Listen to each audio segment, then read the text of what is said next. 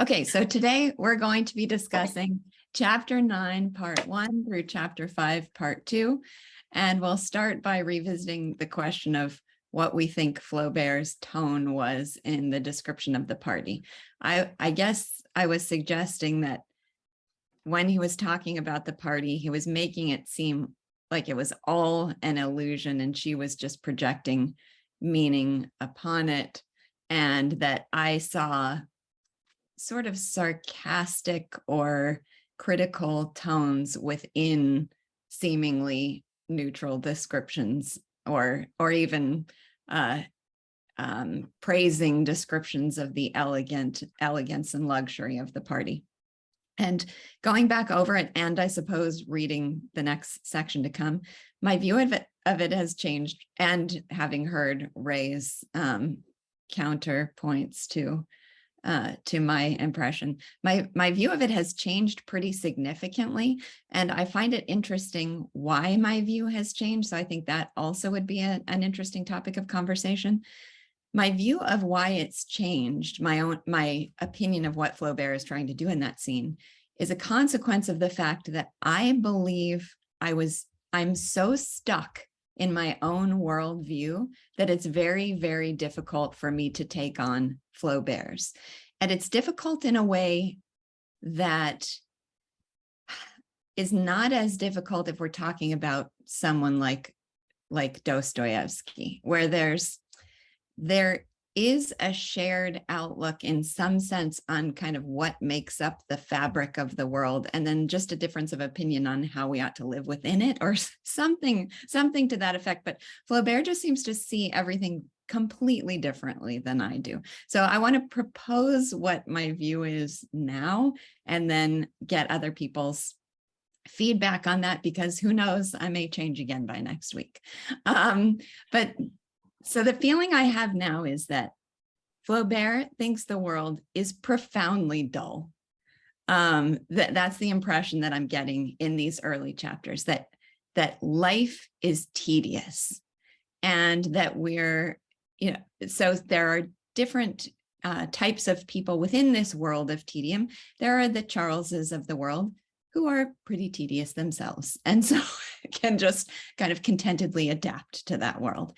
And then there are people like Emma, who have this longing for something else, and a quest for something else, and a capacity for something else. And so she's looking for something to satisfy those yearnings. So the way I now see the party is that this world of luxuries and elegance and drama and, lustful men and, all of this is a world that offers distractions from tedium. There's a line that comes up later where he describes something as distractions, and I'll be sure to highlight it at some point in the conversation.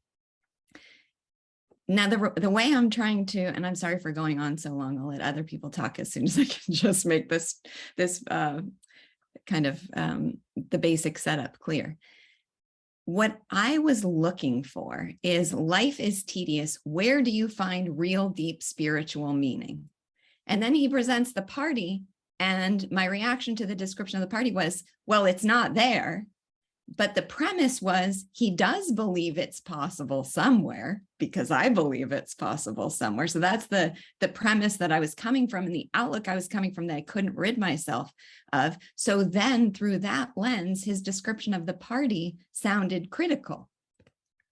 But what I think now, and then I'll let other people speak, Grace, we'll start with you. What I think now is that he thinks that world, no, it doesn't offer deep spiritual meaning and satisfaction. And I think there's a line later to make it clear that that's not what's to be found there, but it does offer distractions. It does offer something to take you out of this tedious and incredibly boring. Everybody's so bored in this world. It takes you out of the boredom.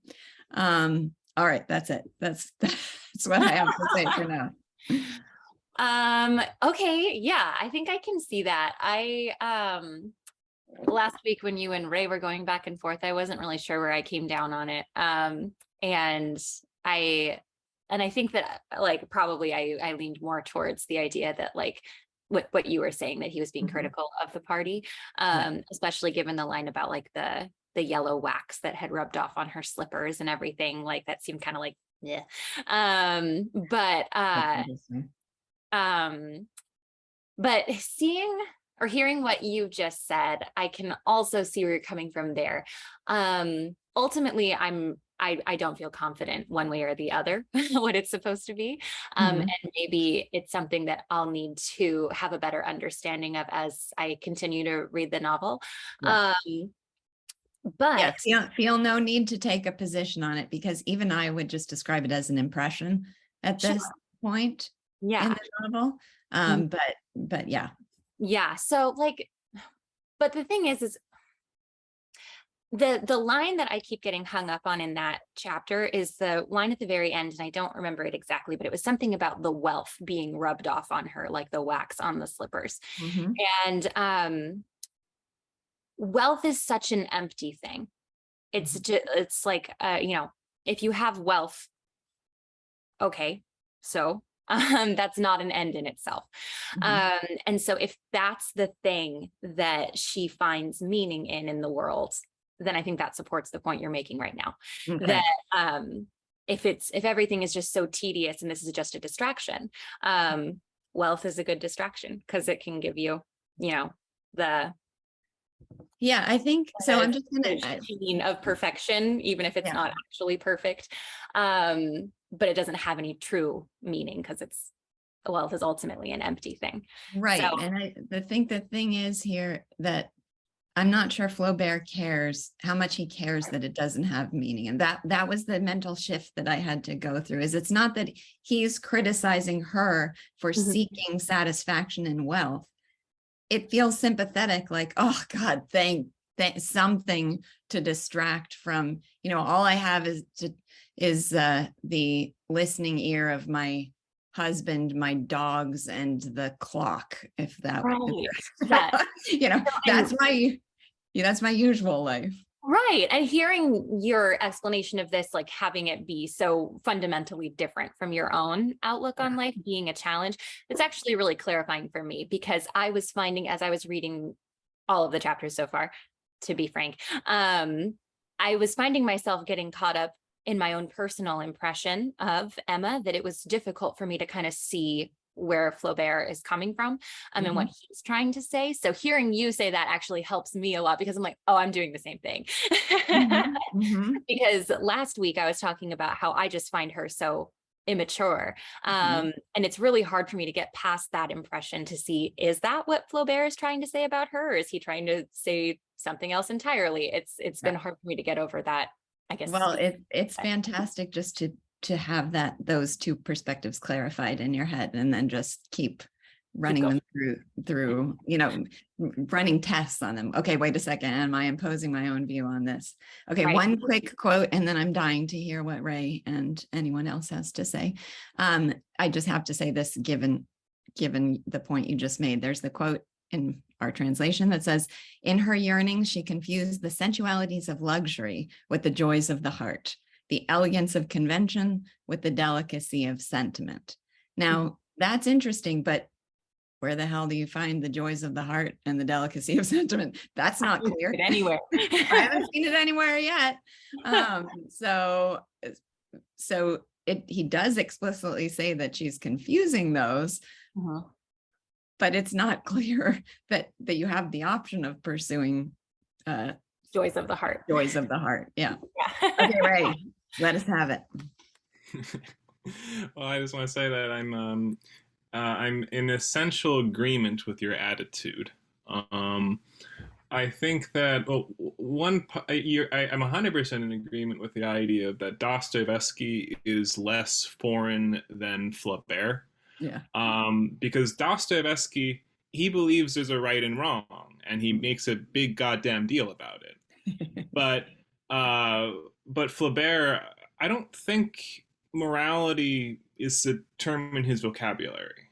I don't think he actually thinks about the world in terms of good and bad. wicked and righteous. I don't think that's something he thinks is worthwhile. He thinks about things as beautiful and ugly. I think. Ooh, I think he's even at the point of saying there's such a thing as innocence versus perversity. Mm.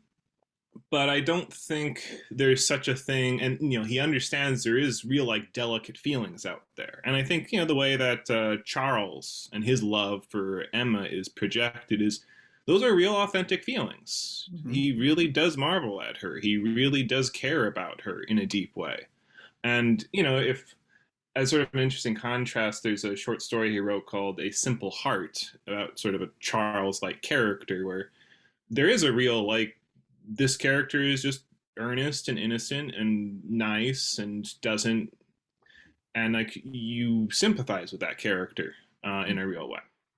So, but I just think that morality is just not a thing he cares about. In terms of that world of the ball, I just view that as basically it's a veneer, and it doesn't matter if there's any surface underneath it. If there's anything beyond it, it might turn out that it is actually very exciting and delightful and fun being there, maybe.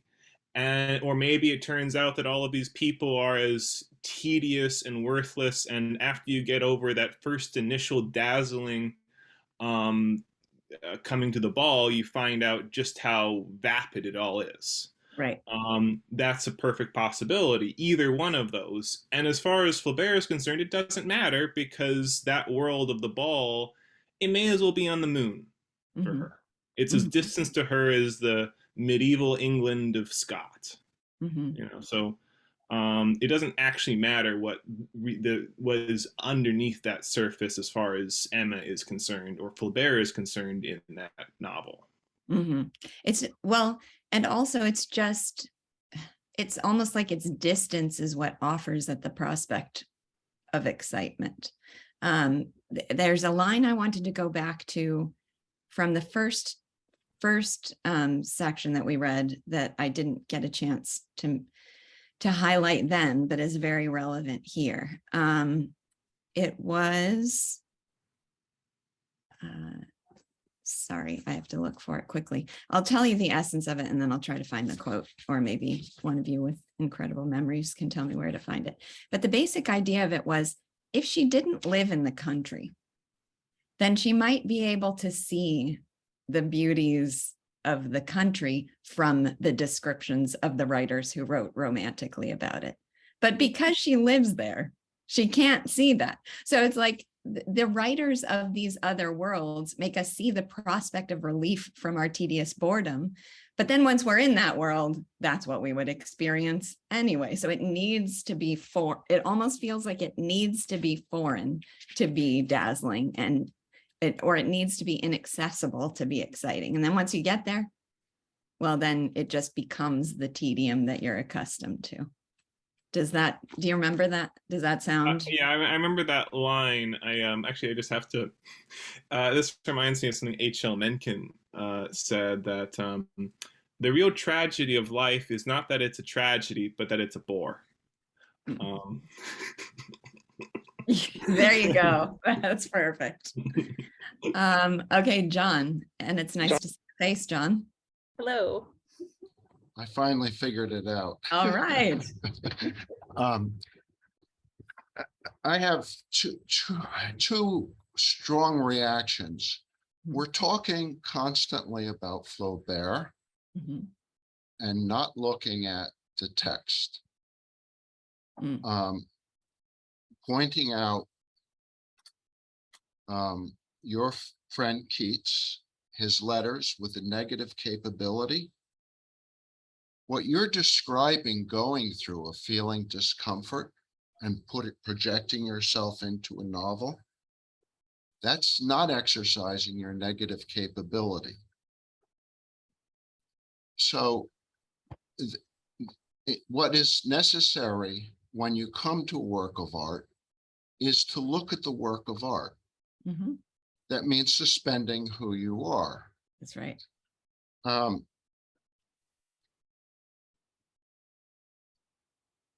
what we can see and only can see is the work of art. We're spending a lot of time talking about Flaubert.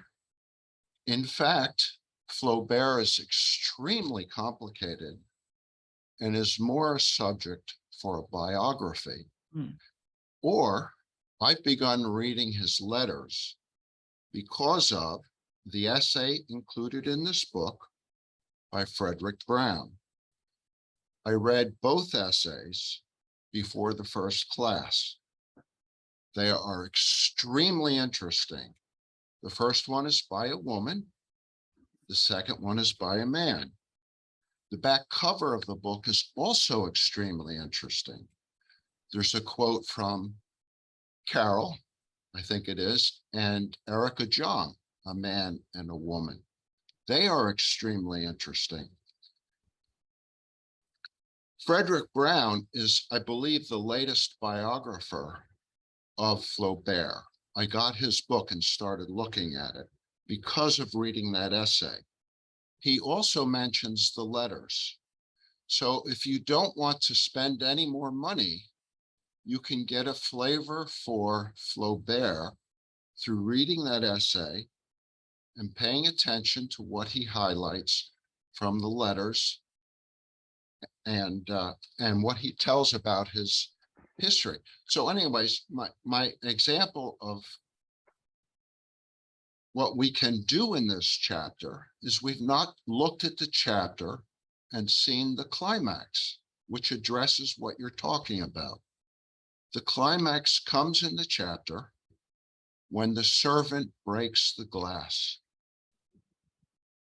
The glass is broken, and the peasants, the lower class that's not invited, is on the outside in the shadows. And Emma is reminded of her past, and everything stops. After all this whirling, that's the artist, Flaubert, talking through the art, not Flaubert coming out and saying it. Right. So I appreciate that distinction, and I think it'll be helpful for, I think both Ray and I, if I can speak for you, are using Flaubert as a stand-in for the perspective of the novel. But sometimes, as you know, he and I have talked about this book already prior to the group discussions, just by messaging each other. That's part of what motivated me to choose this as our next work. And in trying to understand it, there were things that I happened to be reading this book called The Art of Travel. And there's a big section on Flaubert in The Art of Travel, and he describes his perspective. There are things, I think there are excerpts from letters by Flaubert. And interestingly, one of the quotes from Flaubert is, "I am bored, bored, bored." That might sound familiar because there's a character who says that very line in this section. So it is true that it's easy to slip into, well, I'm trying to understand him, so what else do I know about him? But it's good to have a clear line between what am I getting from the universe of this novel and what am I getting from what I've sought to learn about the author that might help me better understand what's happening in this novel. I'm sorry, John, I need to go on because I want to also make sure that we get to other, we have a lot of questions. We haven't even made it to this section. I'll give you one maybe final statement and then that we'll move on. But just quickly, I think what I needed to make a real conscious effort to do is exactly what you're describing. I was unquestionably coming at this novel from my own philosophic perspective, not even philosophic perspective, because I'm pretty good at that, having read my own philosophical in the sense of just what I think the possibilities in the world are, not what you do with it because of those possibilities. And the kind of basic structure of the universe to Flaubert is very different. The way he sees it is very different from the way I do. So I needed to, in order to just make the text what I was focused on, I had to do a lot of work to purge that perspective and myself and really try to get in the mind of somebody who sees everything completely different from the way I do. Yeah, you're So that is describing my the process same thing. as well. Yeah. Which feels like a wonderful exercise to me. Yeah. I will be very eager to regain my own perspective of the universe, but it just seems it's so it expands your mind so much. You can imagine when you're having a conversation with a person and you can't see eye to eye, remembering that they might be coming at it from a different perspective that's so fundamental, you're not even conscious of where the differences are. That seems really, really profoundly valuable to me. So John, are you okay? Did you want a quick last statement? I just think that when you mention Flaubert constantly, it's very misleading. And many people point out the danger of doing that. Sure. Yeah. And Okay. you can point to the narrative. Yes. And that negative capability is what we do with people, like you're saying, when we meet them all the time. Sure. It's very hard. Yes. It's just as hard. No, with art. I think that's a good point. And I mean, I can't promise I won't still use that terminology, but I will. But I am conscious of the distinction between trying to understand Flaubert, the person, and what he is trying to do in this novel, and Flaubert within the confines of the covers of Madame Bovary, just the world of Madame Bovary. So we'll keep a close eye on that. Did anyone? I guess that's all we had for that. Okay. So I didn't ever find that quote, and I could quickly. Okay, I found it because I have it in my notes from last time. It's on page 35, and it says, had her childhood been spent in an apartment behind a store in some business district, she might have been receptive to nature's lyric effusions that ordinarily reach us only via the interpretations of writers. But she knew the countryside too well. She knew the lowing of the flocks, the milking and the plowing. Accustomed to the calm life, she turned away from it toward excitement. So now it's Paris, right? It almost sounds like, had she grown up on the streets of Paris, then she might have seen the appeal of the countryside. But since this is where she lives, she needs the excitement of the foreign and distant. I don't know whether, and we have to, my question to myself when I read that is romance real anywhere? You know, is a romantic vision of the world, does it actually exist, or is it only a projection of artists that you can impose on things that are distant from you? That's a question we could just kind of keep on the table for future discussion as we go along. All right, so from this section, we can just talk about what I've sort of identified a sequence of stages that she goes through subsequent to the party. And I'll just start with the sequence and then we can go back to the details of it. So the sequence, as I described it, is there's the party, then there are her dreams of Paris, or of the luxurious life as she imagines it. Then there's her total exasperation of Charles when she has to return to life with him, desperation for something to happen, heavy boredom, and then she becomes difficult and capricious. It's like her rebelling against the boredom she is experiencing. She almost just becomes kind of arbitrarily defiant, and and you see what potentials that could have. That, if in my recollection, that's the only time that morality has been mentioned explicitly. Yeah, describes her as becoming capricious, is that she let me see if I have that. She just starts saying things that would be offensive by the standards of conventional morality, just almost just for the sake of it.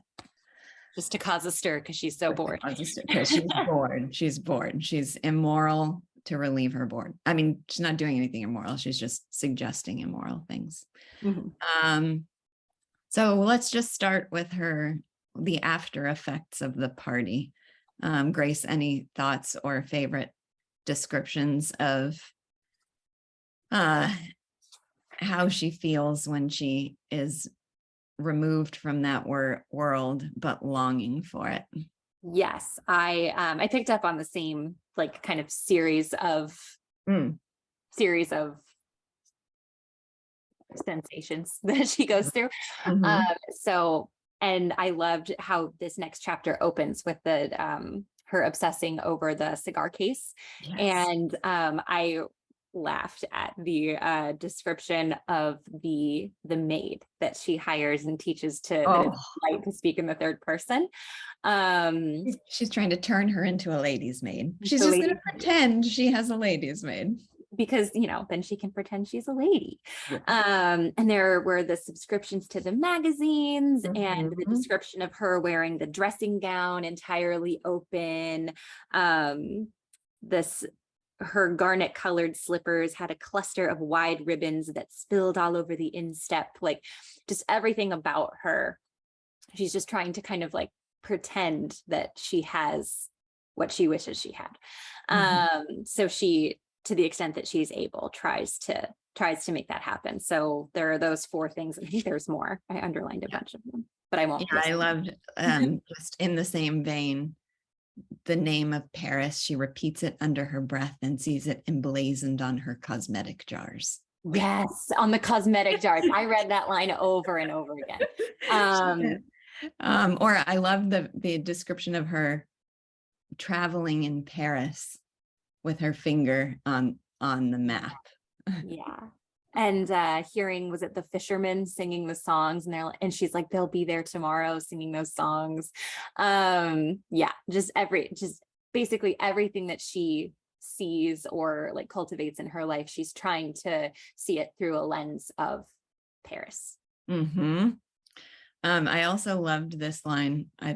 It's one of those that I feel like I don't think it makes the list of lines we want to have in our collection, but she would dust her shelves, look at herself in the mirror, take a book, and then let it fall onto her knees while she dreamed between the lines. I love the phrase "dreamed between the lines." But it does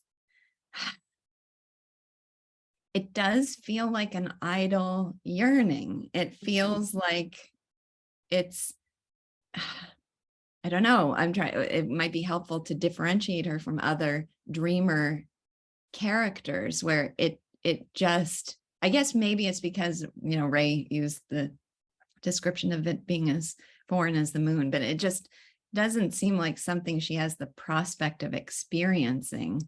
So it's just a yearning that she has to live entirely in fantasy. Yeah, and she knows that it's just this yearning, that she can never actually attain any of this. Ray?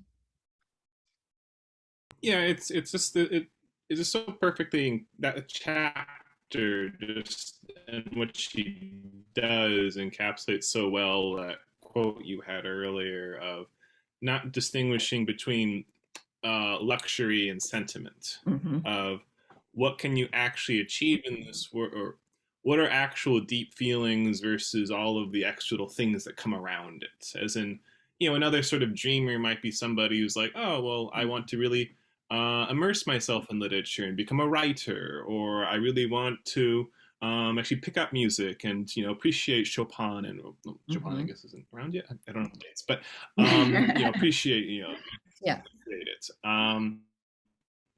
You know, like that's the sort of thing that would be active, but her, it's a lot like a teenager, which isn't that far away from, I guess, from a certain perspective. Just a teenager, just like taking all of those superficial aspects. And I guess one thing that's interesting is there's no, well, I guess one thing I like particularly is just the way it's like she's just collapsing by the end. You know, she's just falling apart. Yeah. The sheer dreariness. Yeah. Up at that point. But anyway. So the interesting thing here, but I want to hear what Shoshana, but so we've got the real Charles. I guess he seems capable of real sentiment, but it's real, but it seems very superficial. So there was the line where, I'll have to find it. Charles, where's Charles? he now he lacked nothing. This is after the baby is born, I guess. Now he lacked nothing. He knew everything there was to know about human existence. That doesn't sound like a very flattering description of a man, to know everything about human existence. It just seems like his longings to know human existence are so deep, are so limited, that they're very easily fulfilled, but they're fulfilled in a more genuine way than hers ever are.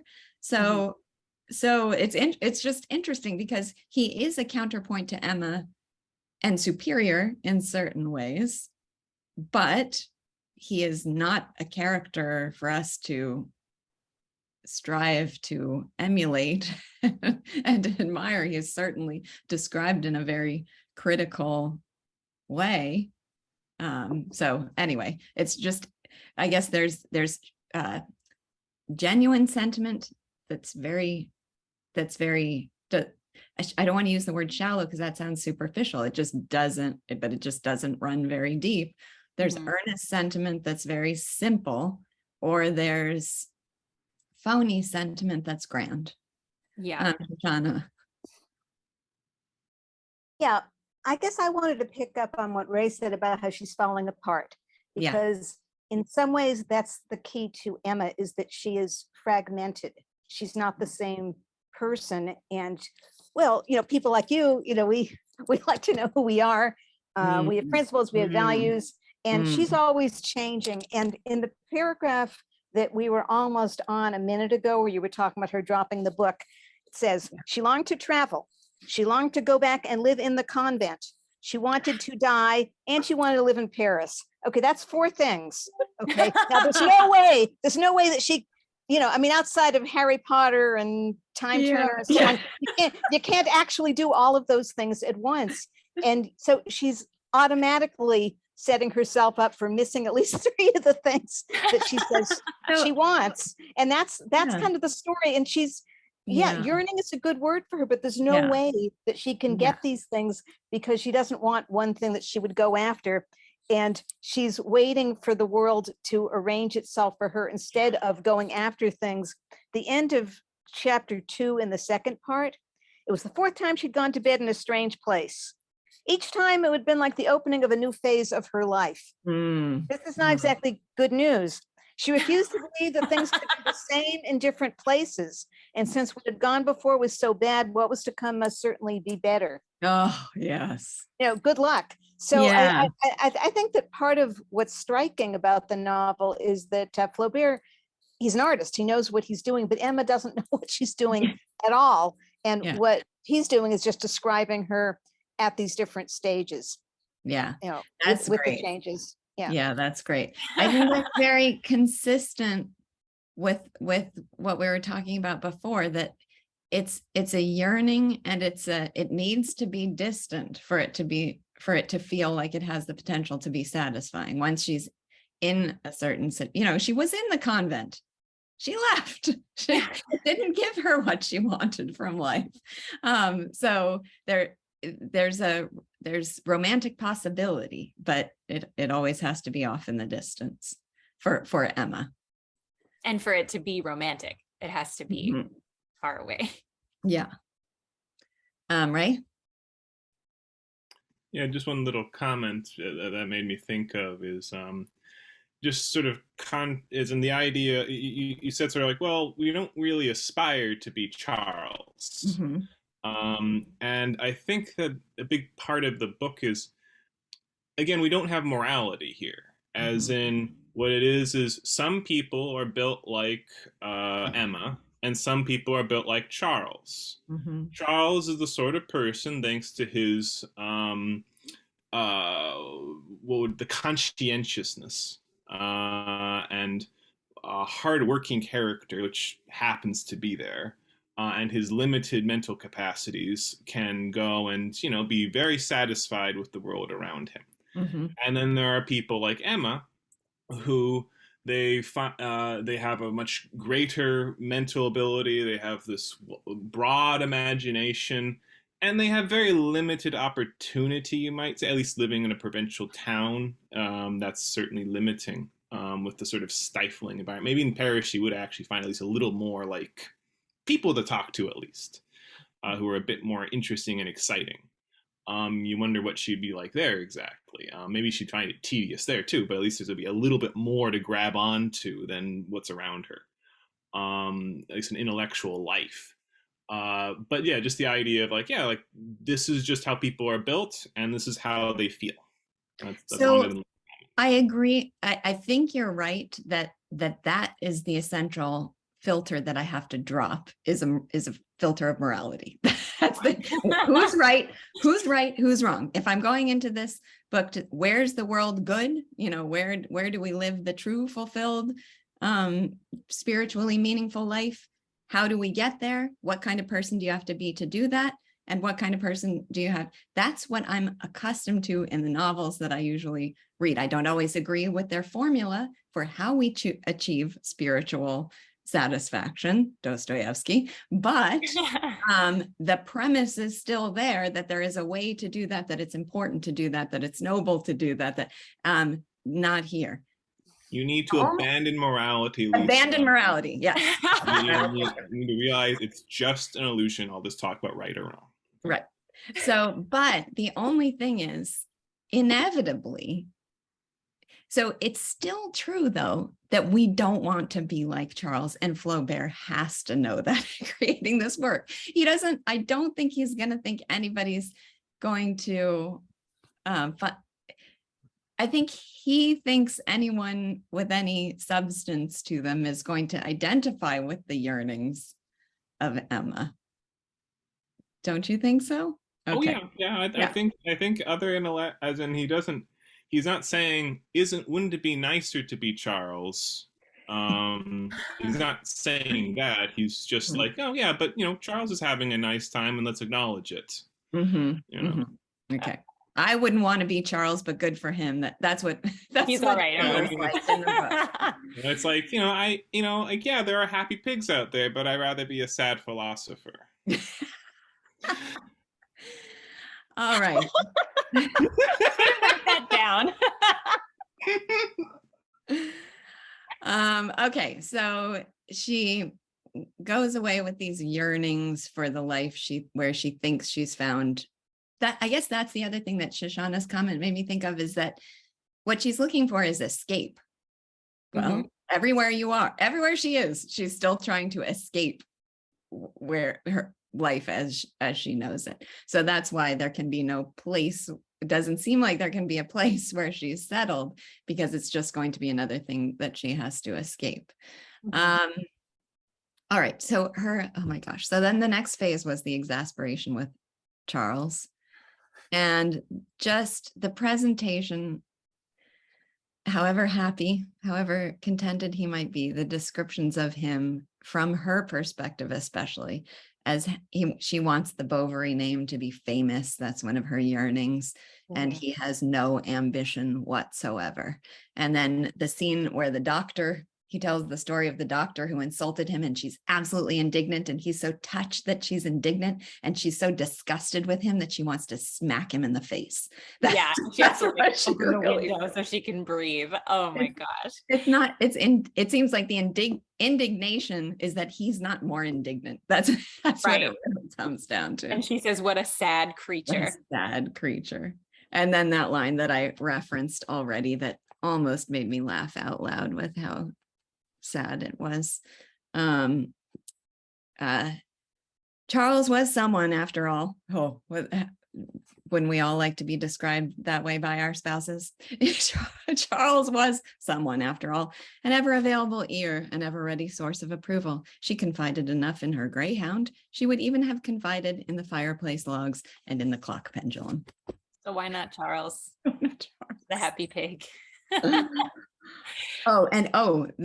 other line that I had underlined right after that. Like sailors in distress, she gazed at the solitude of her life with despairing eyes, seeking some white sail in the far-off haze of the horizon. That seems to go along just with what Shoshana. It's always a white on the sail horizon, in the haze. Can't quite see it clearly. because that might reveal its deficiencies. It's in the haze and it's always on the horizon. And that's what makes it romantic, is the fact that you can't make out the edges of it. So you can fill that with your imagination as much as you want. You can project everything that you hope for it. Yeah. Let's see, was there any other? Oh, also the line again in regard to Charles and his she's just so disgusted by his inadequacy as a doctor, or his inadequacy in having potential to be a great doctor. And it describes him as trying to keep up to date by reading the medical news, but always falling asleep, doing the responsible thing, but he always falls asleep. And it reminded me in the last section we read that he had a whole series of medical books on his shelf, but the pages had not been cut.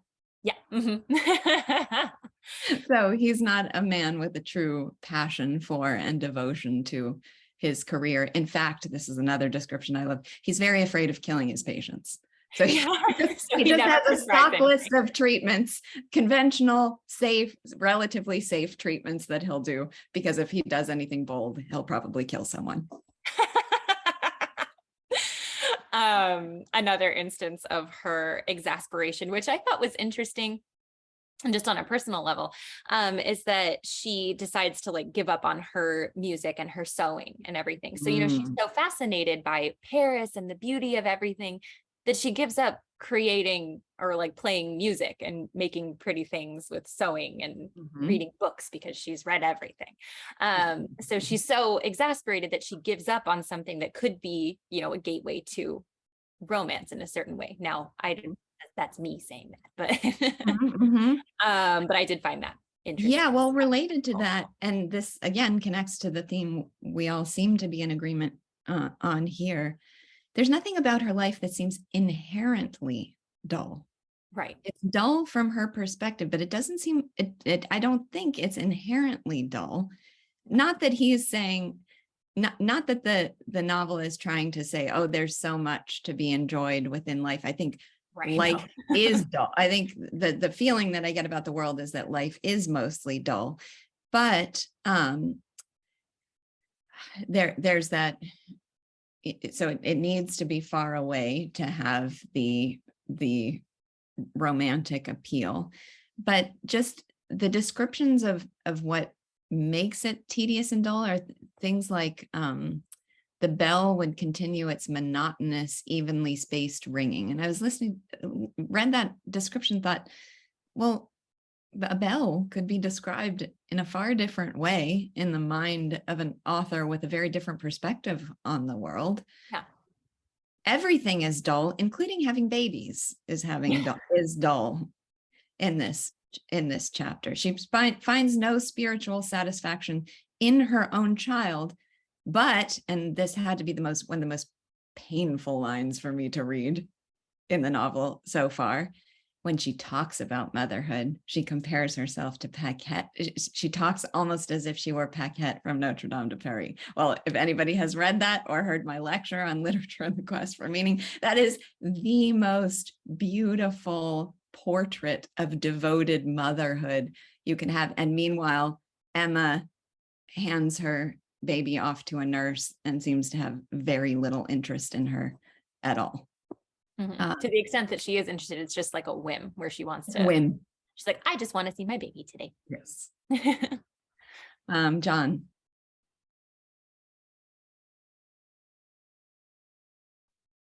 What you just said about Paquette, I want to say something else, but the business about Paquette, that reveals, as so many things do like that, that Emma does not see reality.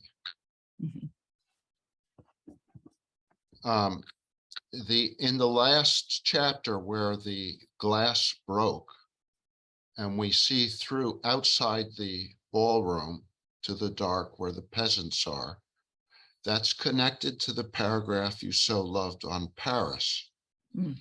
So if you look at page 56, what follows after that, she talks about the narrator talks about the three classes of people that Emma thinks about. And they are the politicians, the wealthy, Mhm. and the artists and actresses. And then it very clearly says everyone else did not exist to her. Mm. Where is she living? She's living where everyone is like that. How can she possibly find anything interesting? When she starts giving up all of the things that she had done, like reading, sewing, Flaubert, or the narrator, I'm breaking my rule. The narrator is depicting the novel showing her going into despair. Mm. It's very beautifully describing what it is to go into despair. Mhm. Mhm. Thank you. Yeah. Ray, do you want to say something about that?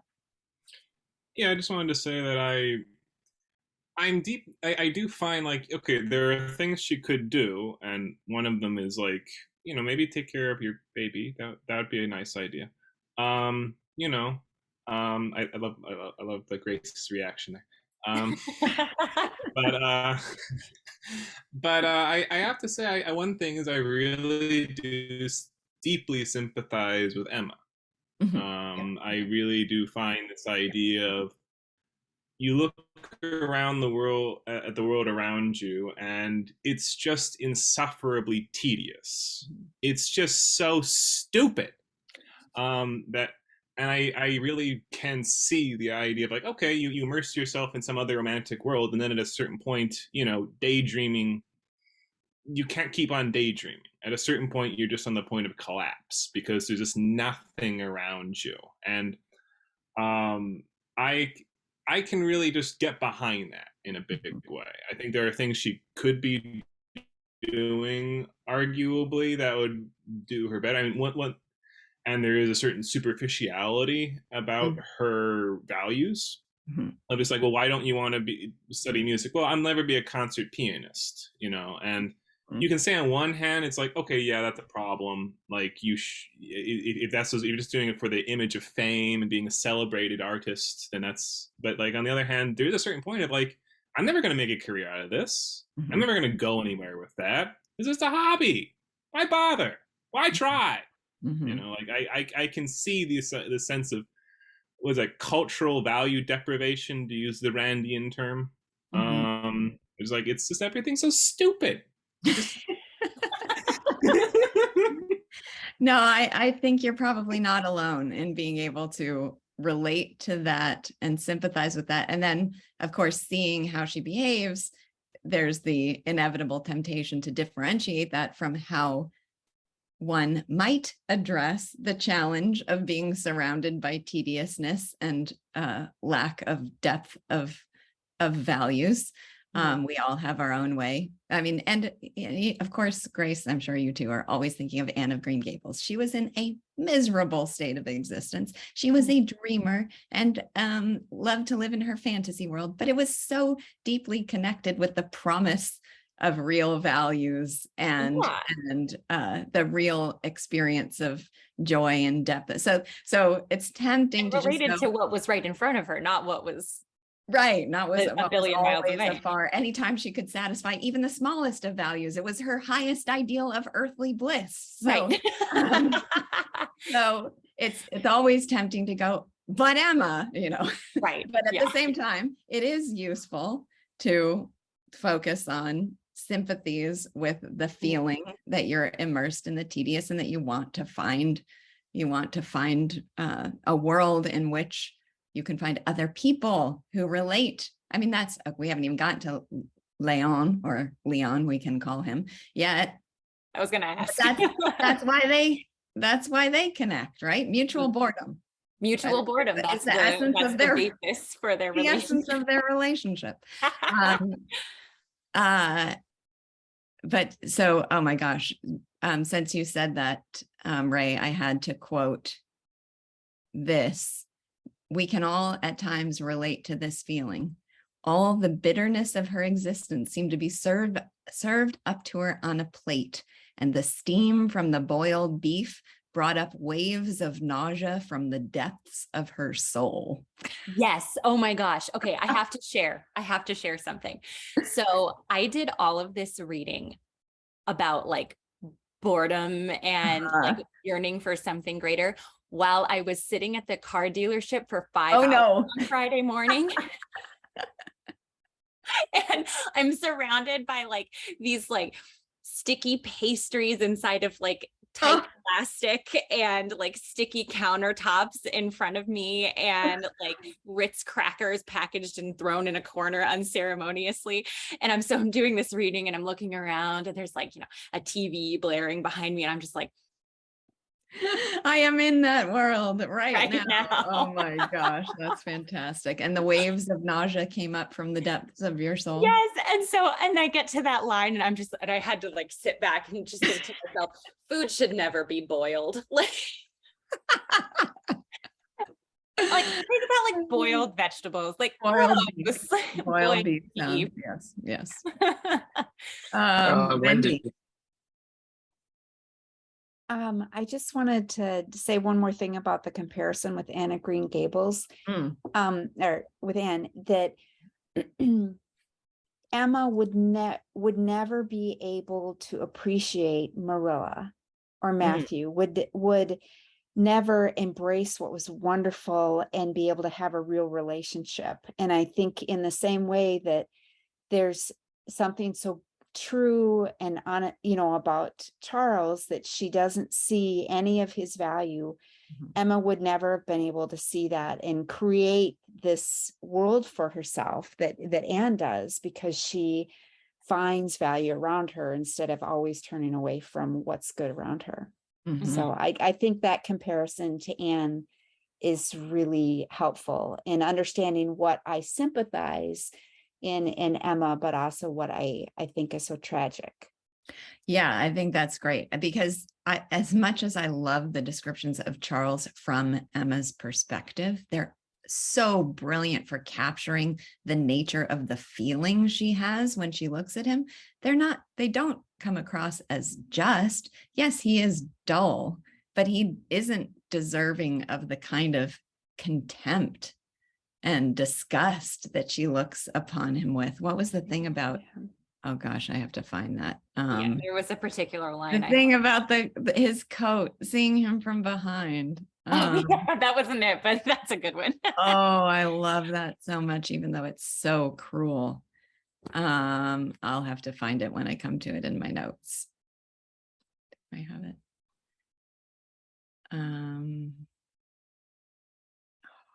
I need to find that one. All right. Well, should we talk about, okay, let's see. We get to, oh gosh, I have so many notes here that any of these topics. I found that quote.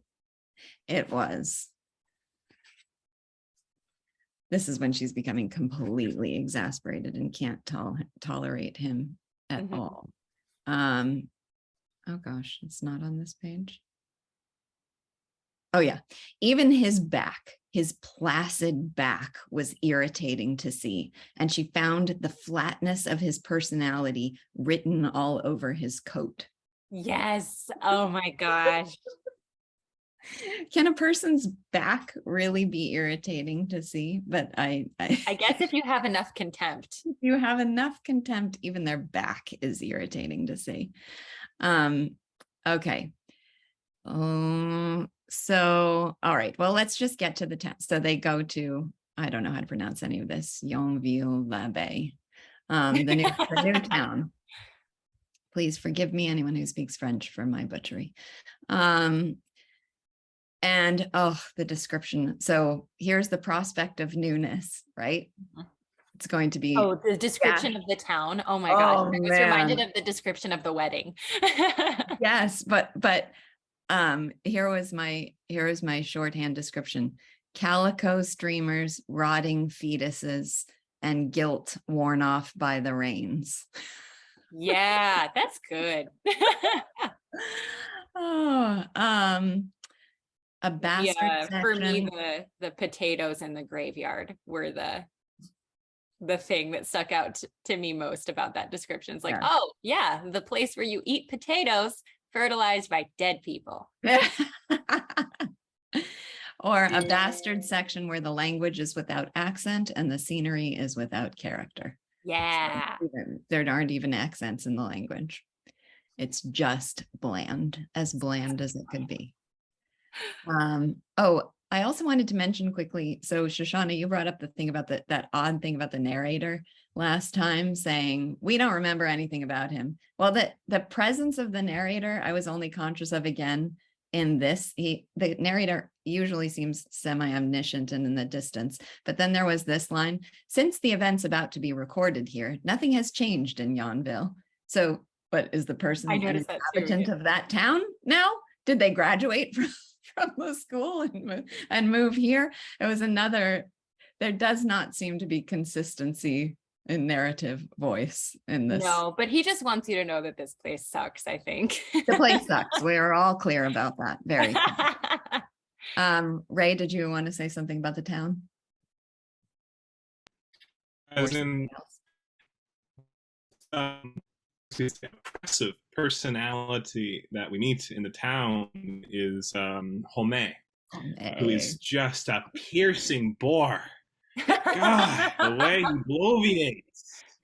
It's just, I mean, it's delightful. It's delightful, just the way he just goes from one thing to another, just trying to show off his knowledge of, and you know, cows, they give off hydrogen, methane, and oxygen. No, wait, just hydrogen and methane. And it's just like. So I had this great text exchange with Ray a few weeks ago where I was talking about Homais, and I said, every time I come to one of his long speeches, I'm very tempted to skip over it. And he was like, no, you can't, because it's like, I get the idea, you're tedious. I don't want to experience it in exasperating detail. And Ray is like, you have to learn the joy of tedium. Okay, you have to learn to make a fetish of it, like Flaubert does, like that, and that's what he actually says about Emma somewhere that I can't rediscover at the moment, where they're like going out, you know, on a little outing of, you know, no curiosity could be less curious than the one they were going to, but like she's looking at Charles, yeah, and what was it? It was that. I can't find it anymore, but the idea was that she was almost having an ecstasy of distaste, you know, something like that. So and that's what we have to strive for. We have to strive for an ecstasy of distaste in listening to Homais. Well, I think I do love a lot of the scenes that relate to him. One of my favorites was one of the first conversations between Leon and Emma, and they start talking about how certain vistas elevate your soul, inspire thoughts about the infinite of the ideal, and you know they're all talking, and then Homais interrupts, and it's a very, very long. It's this whole section. Yeah. That he's talking, and then he stops talking. And it says, are there any pleasant places to walk around here? Madame Bovary continued speaking to the young man. So there's no acknowledgement that he even spoke. He just speaks into the void, takes up a whole lot of time. Yeah, the conversation they were having. I delighted in that also, but I just found it while she was looking at Charles, and while she was scrutinizing him, savoring in her irritation a kind of voluptuous depravity. Leon stepped forward, and it's like savoring her irritation, a kind of voluptuous depravity. That's Flaubert. That's every moment with Homais. He just loves the commonplace. He just wants to. It's yes. Okay, I'll try to savor my irritation with him and not skip it. his long speeches. I also liked this quote to capture his essence because we all know somebody kind of like this. Then they discussed the contents of the newspaper. By that hour, Omei knew it almost by heart.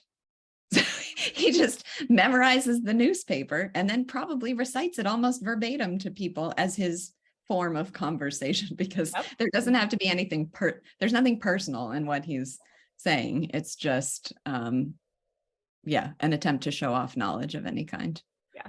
He's like, I memorized this. Let me tell you all about the things I memorized and have no real feelings about. And by the way, just one thing about Homais that I find disconcerting on a personal level is there's a lot of things about him that if you write down his resume, so to speak, it's like, oh, those are positive things. Like, oh, he really values science, and he's a free thinker, deist sort of person.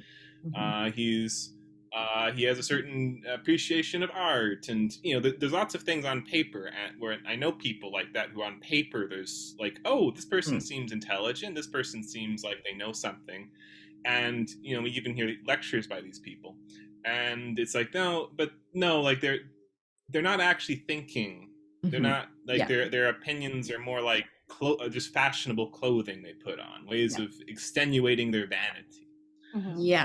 Well, there seems no presence of his mind in the things, no presence of a personality within the things that he's saying. He's sort of, I mean, because he does become sort of fervent in his speech about religion, but it doesn't feel earnest. It just feels like that's another, maybe he's just kind of relishing the having of this unique perspective. That's sort of the feel that it has, but it doesn't ever feel like there's a real identity. The place that I've sensed, he just seems like a blowhard most of the time, but this time that I sensed a real identity is just when he's afraid that the family, that they might, and there's a new person in town, they might call him out for illegally practicing medicine. So he's got to do it. Which he responds by endless kissing up and being nice and doing little favors. So the one genuine feeling he has is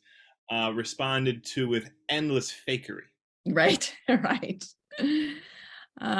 Okay, so I said of Leon and Emma that they were united by mutual boredom. Does anybody want to challenge that and say it's something other than that? No, I don't want to challenge it, although I do want to bring up the line that I was like, haha, when I got to it towards the end of that chapter, when the narrator says they entered into one of those vague conversations in which chance remarks inevitably lead to the discovery of common tastes. So the things that they're talking about, like, they're both interested in the same sort of things, like novels in general, dances in general, but the way that they're speaking is so vague that of course it's going to lead to the discovery of common tastes. So I kind of take that to mean that, like, they imagine that they're having a very deep and meaningful conversation, but on the certain, if you're looking at it, it's actually like, okay, yeah, you both.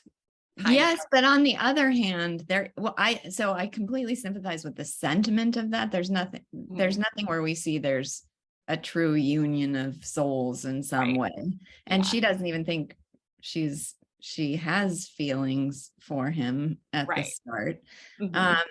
But on the other hand, the boredom is a real union, because Homais is bored.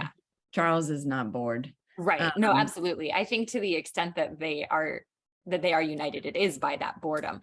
But I think that line is indicative of that, like, kind of the surface level nature of their conversation, which I think both of them imagine to be much deeper than it. Oh, sure. Yes. So that's kind of what I'm bringing up, is like, it's amusing, but I don't disagree with the idea that they're united by boredom. I think that's definitely true. So and I mean, just he kept postponing his dinner in the hope that some traveler with whom he could talk would come in. So she's just some traveler. Yeah. Talk. So there's someone where he can share his disillusionment with life and his desire for something deeper, but it was sort of a fill in the blanks for that sort of person. Right. Yeah. I'm going to demur. Go for it. I'll probably agree with you next I week. just wanted. Great. I'm glad a precedent has been set. I think. So in terms of their relationship, I think there is a good argument that you're making that there is not deep values between them in a certain sense of, well, first off, neither of them are deep valuers, so it's a bit hard to share deep values in that situation.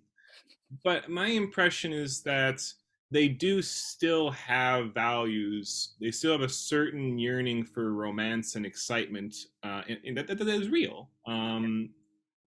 And they find that within each other. It's not just, like them harping about how tedious Madame Homais is. Yeah. Like they mentioned later on. Yeah. But there's stuff like, he talks about, like, it's a little bit cliche, when Leon is talking about, indeed, since such books do not touch the heart, they stray, it seems to me, from the true end of art. So lovely amid life's disappointments to be able to dwell in the fancy on nobility of character, pure affections and pictures of happiness. And it's just like, yeah, like that's a bit cliche, like that's not a terribly original thought, but I do think he means it. And I think that's something Emma shares in common with him, and I don't get the sense that when he says it, he's bloviating, like no, honestly, I think I think both Grace and I are making the mistake again of imposing our own view of romance, like romantic love, romance here, on what's actually happening between them. And I think that's a mistake. And I'll tell you where I caught myself making, please, other people correct me if I interpreted this wrongly, but I think I caught myself making that mistake when I was sort of following the sequence of their interactions with each other. And at a certain point, they become sort of awkward and uncomfortable with each other, and they don't know what to say. And I took that to mean, oh, you see, it was all, for a second, I thought, oh, you see, it was all fake, this connection you thought you had. And I think what was actually happening is they were becoming conscious of this meaning. There was a real attraction between them, and what was that going to mean? And that made it awkward and uncomfortable. And so realizing that my interpretation didn't make sense and wasn't consistent with the text forced me into, oh, wait, you're imposing this idea of, you don't see them connecting on something deep and real. So you think they're going to discover when they're alone that they're just, in their heads in fantasy, and that when they actually try to have a conversation, there's not a connection. That's not what's happening here. That's an imposition. So it didn't even take a week, Ray. I do it. I do agree with you. I just have to view it from the novel's perspective, not from, I have to be careful to make that distinction again and make it from the novel's perspective. And from the novel's perspective, okay, here is somebody who has the same yearnings that I do. And it's not that that doesn't mean that they're soulmates and it's love at first sight and they'll be together forever, but it does mean there's something real and of substance that she's been seeking in another person. And okay, randomly she found it at an inn in this. Yeah. And just two bits of reinterpreting your evidence. I read that comment about how it's like everything leads to common interests, or showing that in that initial conversation. It's like, yeah, I think that's just meant to be positive. Like that's, you have those conversations with people, and like no matter where you go, it's just a delight and it's perfect. Like I have friends like that. And the other bit about going to the inn, that's also just another one where it's like, yeah, like Leon, he just really wants someone to share values with. He's just so suffocated, it's just somebody. And that's actually, I can think of other novels like that, like Zola's, his masterpiece, one of his novels, where that sort of thing happens. But anyway, I'm glad that I'm glad that we sped up the conversion on that one. So here, let me. Hopefully what will happen, I just have to say this very quickly, is when I used to listen to your lectures and I'd read things, I'd actually hear your voice in my head occasionally. And I hope that now it's like, okay, it took a week, it took immediately, and now when you're thinking of something and you're reading it, you'll hear my voice in your head before I make the objection in real life. You'll be you'll be the angel, the literary angel on my shoulder, reminding me to not impose my own perspective on this. Well, I have a quote to connect to this topic. I love this quote so much, but I had a strange and mixed reaction to it that I think is connected with the discussion we've been having here. It was, had they nothing else to say to each other, yet their eyes were full of more serious statements. And while they sought for commonplace sentences, they each felt the same languor. It was like a murmur of the soul, profound and continuous, dominating that of the voices. That's really beautiful. Mm-hmm. Surprised at this unexpected sweetness, it did not occur to them to discuss the sensation or discover the cause. Future happiness, like tropical shores, projects over the vastness that precedes it, its innate indolence, and wafts a scented breeze that intoxicates and dispels any anxiety about the unseen horizon. Well, first of all, that sounds real. It sounds kind of powerfully, palpably real. I know that sensation that's being described, and having it happen in the din, of going on around them, and just feeling this murmur of the soul between them, not wanting to or not stopping to project what that would mean for the future. But also it's interesting because once again, the any sort of realization of this value is what? An unseen horizon again. It's always a horizon. So the romantic satisfaction here is that, true romantic fulfillment is an unseen horizon, but that doesn't make that murmur of the soul that's happening between them, that part's still real. Mm-hmm. John? This chapter very beautifully mirrors Charles' earlier chapter, where he goes to Renault's farm and falls in love with Emma. It's a beautiful corollary to that chapter. And it's, when I think back on that, there was no dialogue. This is driven entirely by their dialogue. And when there is no dialogue and they're just noticing the enjoyment of being with one another, it's a perpetuation of the enjoyment they're having being with one another. I don't see it at all as having anything to do with boredom. In fact, I would suggest that you cannot have an interest in anybody through boredom. You could only have an interest in somebody by what you can share. Mm-hmm. Boredom, no, I don't disagree with that at all. And I think that's a good clarification. I think the boredom is a capacity or a yearning or a desire for something more. It's the boredom is the corollary of the romantic yearnings. So that I think is the thing that draws them together. So I was being, I guess, a little cheeky and calling it drawn together by mutual boredom, because it's not like they want to sit around and be bored together. They want it quite the opposite of that.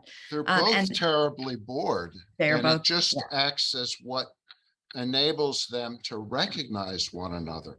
Yeah. When at opening speech with Holmes, and where she ignores him and continues on, they have love for one another in first sight. That's why she ignores Holmes. She's so fascinated by this character sitting before her. Yeah. No, I agree. I think, again, just to connect this back, Grace, to what you were saying before, we want to see love at first sight amount to something more than is happening here. But if we, and that's not to say that there's no element of this that we would not also regard as a genuine connection at first sight. But it's just, I think, being immersed in this universe, in this novel, and knowing Emma and knowing how she projects things on people and knowing about the horizon and all that stuff, there's something that feels absent, and it's hard not to be conscious of that. But if we want to put that aside and immerse ourselves in the universe of the novel, then what's happening, it's easier to accept that what's happening between them is real. Yeah. No, and I agree that it's real. You know, I like personally, Grace Steele looks at that as like, but you know, in the world of the novel, yes, absolutely, it's real. And I'm glad that you this is kind of a side note, I'm glad that you clarified what you meant by unified by boredom, because that was exactly how I understood it as well, kind of as like a cheeky way of saying that they're united through boredom, but the boredom is a result of the yearning. So I'm just appreciative of the way that you did that, because that was exactly how that's how you interpreted it. Yeah. Oh, another thing that's funny, I to also evidence for the sort of realness of the attraction, I loved the description of him standing behind her and feeling physically drawn to her. You know, they start with the conversation in the inn, but in that description where he's standing behind her, it's such small, subtle things that made it feel even more powerfully real, the depth of his attraction. His hands on the back of her chair, he would look at the teeth of her comb biting into her chignon. I assume that's how you say it. Each time she moved to throw down the cards, her dress would shift up on the right side. From her pinned up hair, a dark glow reflected down and gradually faded into the shadow. Her dress was draped over both sides of the chair in generous folds spreading out to the floor. When Leon occasionally felt himself stepping on it, he would jump away as if he were stepping on someone.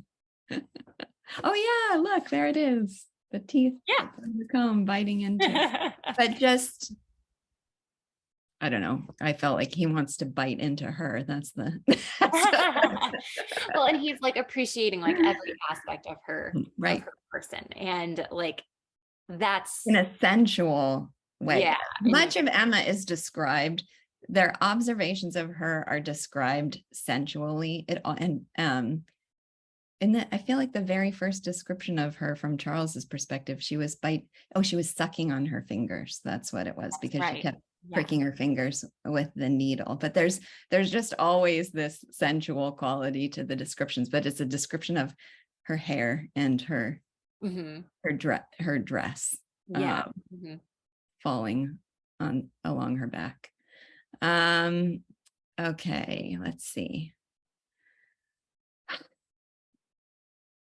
Do we want to talk about Emma having a baby? We mentioned it briefly. I feel like we talked about it as much as she's thought about it. That's about right. Yes. But it's interesting. It describes her as not being able to enjoy the preparations that stimulate maternal tenderness. Because of what she's not able to buy. Because she can't spend money. Yeah. She can't spend money. So she's just like, whatever, pick whatever you want for this. Is it layette? Is that the word? Yes. Pick whatever you want. I don't want to be involved in the decision because it's not the style that I would have wanted. Right. And that's where I don't know how we judge what I don't know if or how the universe of the novel is judging her for that, but it seems like, how could you not be? I mean, it's revealing a real lack of capacity for depth of connection with a child, at least. Well, I mean, it seems fitting with her general distaste. The baby's real. The baby's not on the horizon. Maybe if the baby was on the horizon. Yeah, like if she were you know, if it was just if she wasn't pregnant, then maybe she would feel more of an attachment to the idea of having a baby. But the fact that she's pregnant and going to have a baby. And it's interesting. Well, so is the talking about the baby as if she were Sachette, is that just being false, or is that because she's away from the baby? Is there? I'm not sure. Right. She doesn't have it, clearly she doesn't have a genuine connection to her baby. And I almost feel like it's just another part of this humdrum life that she despises, that she then has to put up with. And so she's kind of like, it's just another obligation for her to, another responsibility for her to follow through, like furnishing the house. And so for me, it seems fitting. And, you know, I'm a mother, so it makes me sad to see that, but it seems fitting with her character. The bit about Sachette, that was just irony, as in that was just like, oh, there are these moments where she gets excited and delight and just like talking about her childhood, but that's just pure irony, you know, biting irony of like, no, but she's really not like that. Anyone can see, anyone who really knows her knows that. Can see that she's not. Yeah. Wendy, yeah. I thought that the description of where her baby was and like the condition of the nursemaid, you know, with this other child too, who has scabs on his faces and just on his face, and that really was trying to indicating a judgment of this decision, that her child is not being taken care of well in a nice place. It's been discarded, you know, until she feels like picking it up again, you know, like the child come live with them. So I do think that in showing us that the narrator is making a statement about she has this chance to have real value, have a connection, have a purpose, and she's not even basically taking that responsibility or taking care of the child, and not looking at the reality of the fact that I've sent it to this nurse. It's living in these terrible I mean, their home would be a much better place for this baby, and that's what they've I feel like it is showing that for sure. It's very hard for me not to view it that way, but there's just two things. I think one is, I think it was convention to send your baby away like that in that time. So it sounds horribly objectionable to us right now. So, but I think his description is calling into question this thing that we all accept. Let me ask this. What was the point of having the nursemaid, or the whatever you would call her, who cared for the baby, chase her down with pleas for more money? What was the function of that? Does anybody have a thought? Yeah, I'm not sure. Well, we do have the kind of beginnings of maybe not even beginnings, but we have instances of wealth being called into question. So you're right. I do think that's a big part of it. She's been, we had the introduction of Laura, the person trying to get her to buy lots of extravagant things. And so that's, I think you're right about that. I'm not sure what to make of whether there's judgment. I mean, the second thing I was going to say is it's a baby with Charles. I think that matters. This is like being locked into and made to experience the tedium of a life with Charles in the expression of the baby. Shoshana? Yeah, well, for one thing, as far as seeing her attitude toward the baby, we might want to just stay tuned and wait for the next chapter, which is I'm just saying, you know, and you can Yes, kind of yes, see we coming here. do need to, we need to remember I to know. talk about things. Yeah, Yeah, that's true. but the thing here is that she says she loves children. And I think that, well, I think that the narrator Flaubert is telling us something, because it's as if she loves children. She Abstract. professes to love children in general. Yeah. And okay, this one's a child, so therefore I'm going to act as if I love her. But I think it's almost telling you that she doesn't care about this one. Mhm, Because mhm. I'm just saying, says oh, that. good. I love children. Here's a child. I think it's a child. And then she's going to act as if she loves the child. So I Yeah. think the description depersonalizes the relationship. Mm. Certainly, And- yeah, especially because Well, that- it says that while she's, you know, pretending. There's that part where she's Yeah. pretending to be a dutiful wife and talking about how her husband is so good and how she goes through this period. Yeah. Oh, Yeah. which was, that section was part of her repression of the feelings that were developing for Leon. She was trying to turn back to focusing on what she Right. didn't to. Yeah, and as a Um, part of that, like, not genuine front that she was Yes. putting up, that's when it says, "I love children." Yes, yes. Trying to reconnect to her actual life, but there was not much possibility there. Mm. So let me read, we should wrap up soon since this is our time limit, but let me read this quote and ask what people make of this. She was in love. Okay, so first she's not in love with him, then she discovers she is in love with him. She was in love with Leon, and she longed for solitude in order to dream about him undisturbed. Even the sight of him troubled the voluptuousness of her meditation. Her heart pounded at the sound of his steps, but the emotion subsided in his presence, and only an immense wonder remained, which faded into sadness. So isn't that it has to be on the horizon thing? I think so, that fits for me. Okay, she loves him. She loves children. She loves Leon.